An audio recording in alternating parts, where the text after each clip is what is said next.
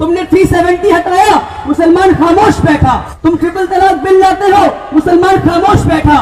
तुम हमें गाली देते हो, बाबर की औलाद, जिन्ना की औलाद कहते हो, मुसलमान खामोश बैठा। मगर तुम इस मुल्क के संविधान को बदलोगे, मुसलमान इस बात को बर्दाश्त नहीं कर सकता। तो वजह मुसलमानों के लिए नहीं, हम इस देश के संविधान को बचाने आए हैं और आखिरी दम तक इस देश के संविधान को बचाएंगे। हम मुसलमानों से कहते कहो भारत माता की जय। क्या कहते? कहो भारत माता की जय। अच्छा, फिर भी हम मान लेते हैं कि भारत माता की जय बोलना है। क्या बोलना है? भारत माता की जय। तो सवाल पूछो इनसे कि भाई ये भारत माता है कौन? सवाल पूछना है कि तुम भारत माता की जय बोलते हो, ये भारत माता है कौन?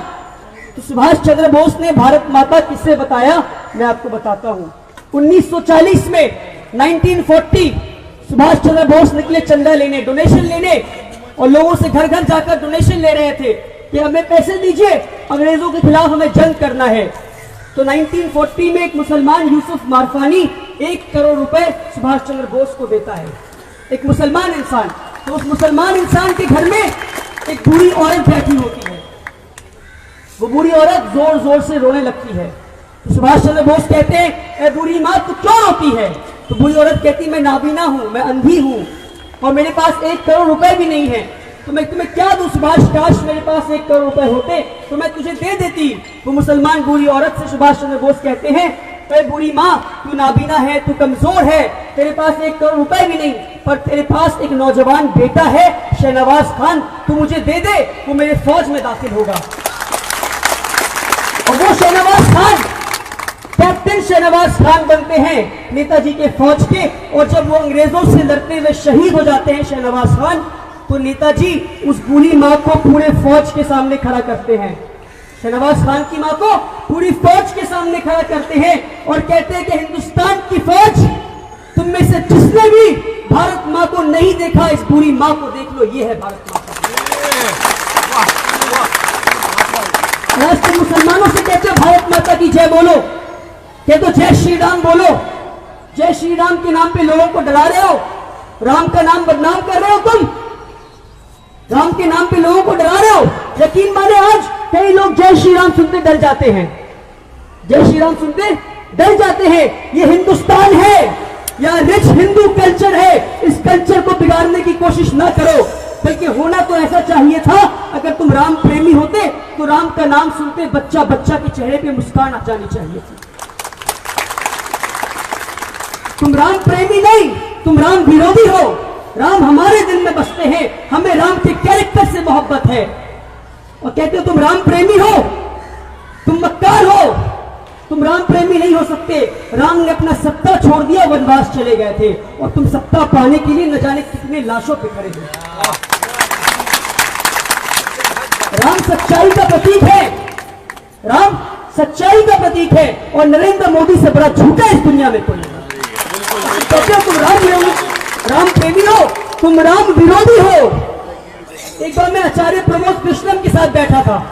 मैं कहता हूं आचार्य जी, आप भी हिंदू, मोदी भी हिंदू, आप भी हिंदू, मोदी भी हिंदू, तो आप दोनों में क्या फर्क है?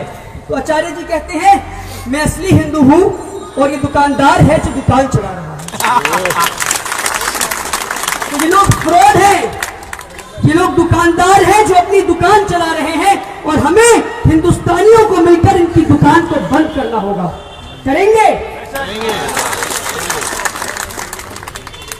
गीता का एक श्लोक है, वसुदेव कुटुंबकम। अभी हमारे योगी जी ने पढ़ा उस श्लोक को।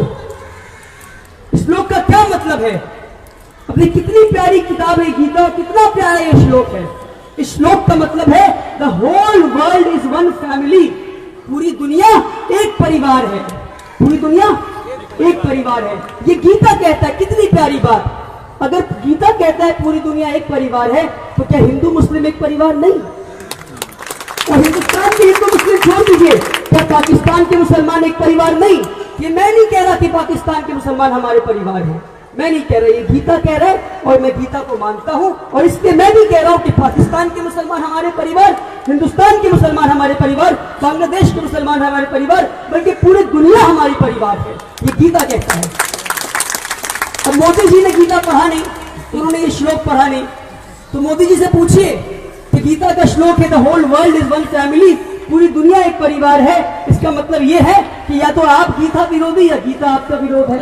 जामिया मिल्लिया में पुलिस मासूम बच्चों पे गोलियां चलाती है। उत्तर प्रदेश में 20 से ज्यादा लोग मारे जाते हैं, आसाम में 6 से ज्यादा लोग मारे जाते हैं। और ट्विटर पे आज ऐसे लोग हैं जो ट्वीट करते हैं और लिखते हैं अमित शाह 2002 गुजरात राइट फिर से करो। ये क्या हो गया? पूरी दुनिया में ढूंढ के मुझे दिखा दे कोई ऐसा देश नहीं मिलेगा जहां कॉमन मासेस, जहां कॉमनर्स, आम इंसान ब्रुटैलिटी को, बर्बरियत को, किलिंग्स को सेलिब्रेट कर रहा है, जश्न मना रहा है कि कोई मर रहा है। एक्सट्रीमिस्ट करते हैं, गुंडे करते हैं, चोर चक्के करते हैं। जब आम नागरिक ट्विटर पे जाके ये कहता है कि अच्छा हुआ वो मारा गया, तो मुझे इस बात पे सवाल है कि ये क्या हो गया मेरे हिंदुस्तान को, क्योंकि पूरे दुनिया में ऐसा कहीं नहीं हो रहा है। ये सिर्फ इसलिए हो पाया है क्योंकि आज ये लोग कामयाब हो गए हिंदू मुस्लिम को बांटने में, और इनको कामयाब होने हमने दिया है। हमने बताया नहीं इनको कि हमारा इतिहास क्या है, हमने बताया नहीं इनको कि हम हिंदू भाइयों से कितना मोहब्बत करते हैं। तो इन्हें पता नहीं कि what is the idea of India. अगर आइडिया ऑफ इंडिया को समझना है तो हमें जवाहरलाल नेहरू और मौलाना अबुल कलाम आजाद के रिश्ते को समझने की जरूरत होगी। मौलाना आजाद जब पहला इलेक्शन लड़ते हैं, एक मुसलमान मौलाना आजाद पहला इलेक्शन लड़ते हैं, तो नेहरू आकर उनसे कहते हैं कि आजाद एक ऐसी कॉन्स्टिट्यूएंसी ढूंढ लीजिए आप जहां मुस्लिम मेजोरिटी में हो। तो आजाद कहते हैं पलटकर, अगर मैं मुस्लिम मेजोरिटी एरिया से इलेक्शन लड़ूं तो इस संविधान पर, इस देश पर और मुझ पर लानत है। मैं एक हिंदू मेजोरिटी एरिया से इलेक्शन लड़ूंगा और जीत कर दिखाऊंगा। And this is the idea of India. ऐसे आज मैं आपसे पूछता हूं, क्या मौलाना अबुल कलाम आजाद अगर आज 2019 में होते ये बात कह पाते? नहीं, because they have changed the idea of India. ये न्यू इंडिया की बात करते हैं। हमें न्यू इंडिया नहीं चाहिए, हमें पुराना इंडिया ही चाहिए जो था हमारा। हमें एक प्रोग्रेसिव इंडिया चाहिए, हमें न्यू इंडिया नहीं चाहिए। हमारा पुराना इंडिया बहुत अच्छा है। अगर आपको आइडिया ऑफ इंडिया समझना है तो आपको राम प्रसाद बिस्मिल और अशफाकुल्लाह खान के रिश्ते को समझने की जरूरत है।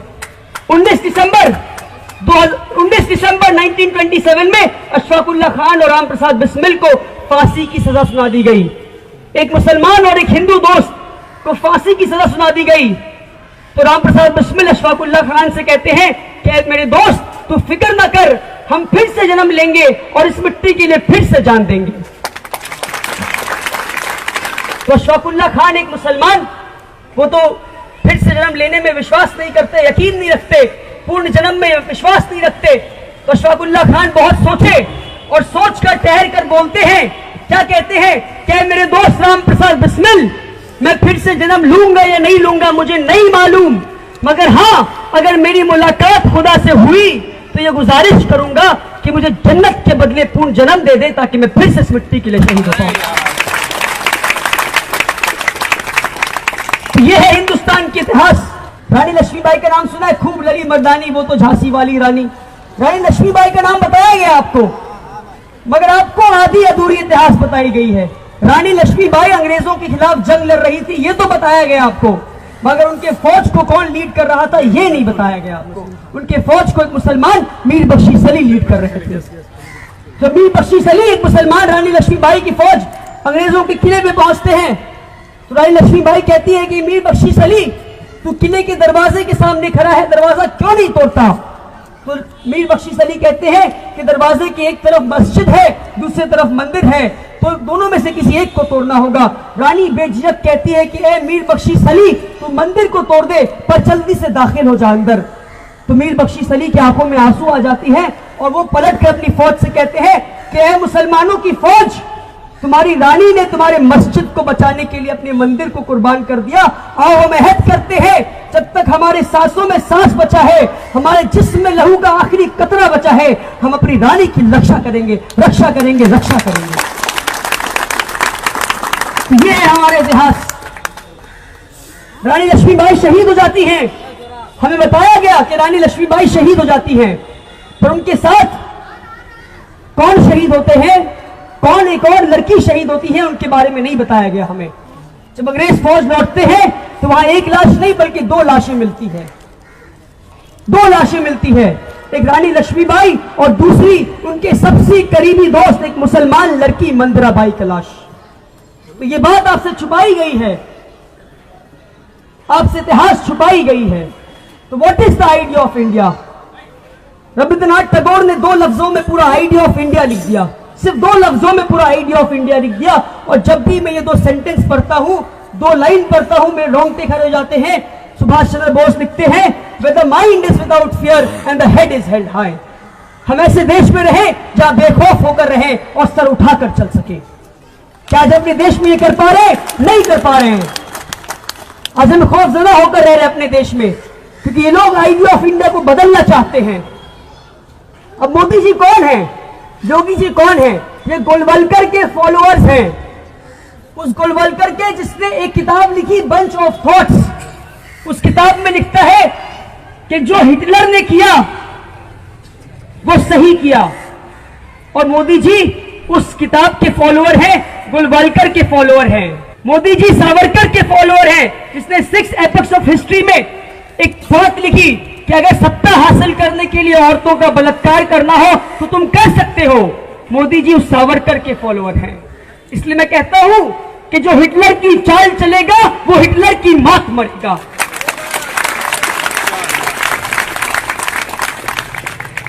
और जब जब जुल्मी जुल्म करेगा सत्ता की गलियारों से, चप्पा चप्पा गूंज उठेगा इनकलाब के नारों से।